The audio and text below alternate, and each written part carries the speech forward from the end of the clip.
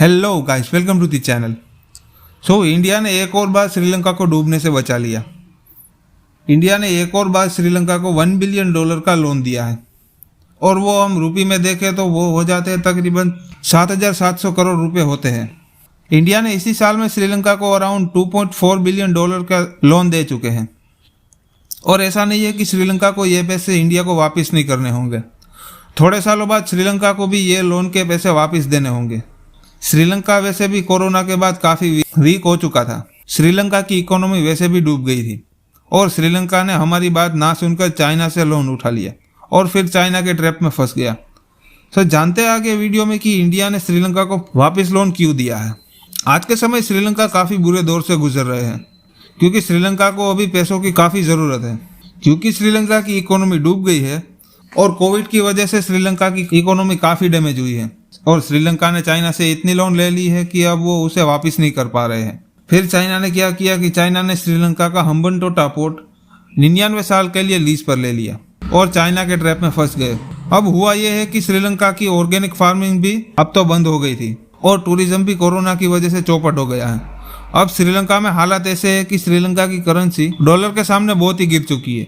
$1 equal to 275 Sri Lankan रुपी होता है और एशिया की यह सबसे खराब करेंसी इस बार श्रीलंका की गिरी है। अब आज के समय श्रीलंका कच्चा तेल भी खरीद नहीं सकता।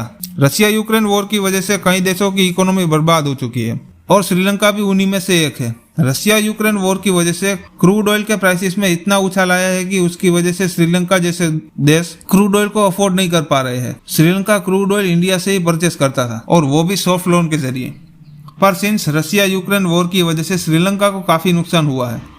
यूक्रेन वॉर की वजह से श्रीलंका ना तो ऑयल इंपोर्ट कर पा रहा है और ना ही कोयला इंपोर्ट कर पा रहा है। इनकी वजह से श्रीलंका में इलेक्ट्रिसिटी की भी काफी कमी देखने को मिल रही है। श्रीलंका में ऐसी कई जगह है जहां पर आधे आधे दिन तक भी बिजली नहीं होती है और बिजली ना होने की वजह से श्रीलंका की कई इंडस्ट्रीज भी बंद रहती है। अब ऐसा होने से श्रीलंका की इकोनॉमिक लॉसेस काफी बढ़ने वाले हैं। अब कमाने के सारे रास्ते बंद हो गए हैं। इसी वजह से श्रीलंका में काफी महंगाई भी बढ़ने वाली है और ऑलरेडी श्रीलंका में 15% महंगाई बढ़ चुकी है और ये एशिया में सबसे खराब इन्फ्लेशन माना जा रहा है। खाने पीने की चीजों के दाम इतने बढ़ गए हैं कि चाहे वो ब्रेड हो, दूध हो, सबके दाम 2-3 गुना बढ़ गए हैं।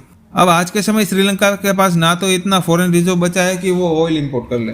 अब ऐसा होने से श्रीलंका के पास एक ही रास्ता बचता है और वो है IMF का बेल आउट पैकेज।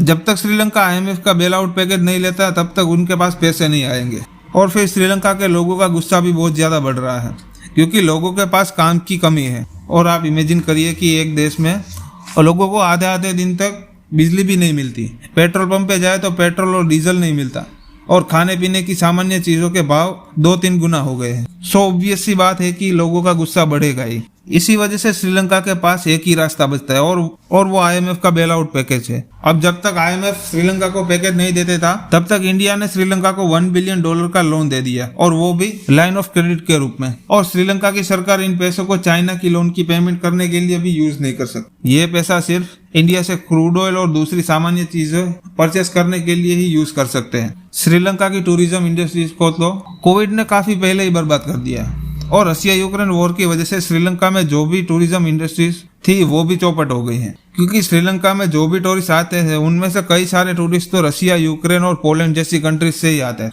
अब वॉर होने की वजह से यूक्रेन के नागरिक तो अपनी जान बचाने में लगे हैं और रशिया के लोगों पर तो ट्रैवल बैन भी लग चुका है। इसीलिए रशियन टूरिस्ट भी श्रीलंका में नहीं आ रहे हैं।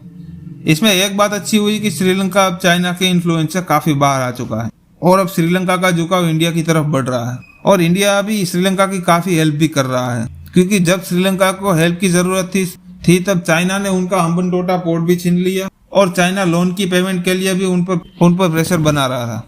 तब इंडिया ने श्रीलंका को लोन देकर उनकी हेल्प की। तब इंडिया ने लोन देकर श्रीलंका की हेल्प की थी। इसीलिए श्रीलंका में आज के समय इंडिया के प्रति इंडिया का इन्फ्लुएंस ज्यादा हो रहा है। अब हम भी यही चाहते हैं कि श्रीलंका जल्दी से जल्दी इस समय से उभर जाए।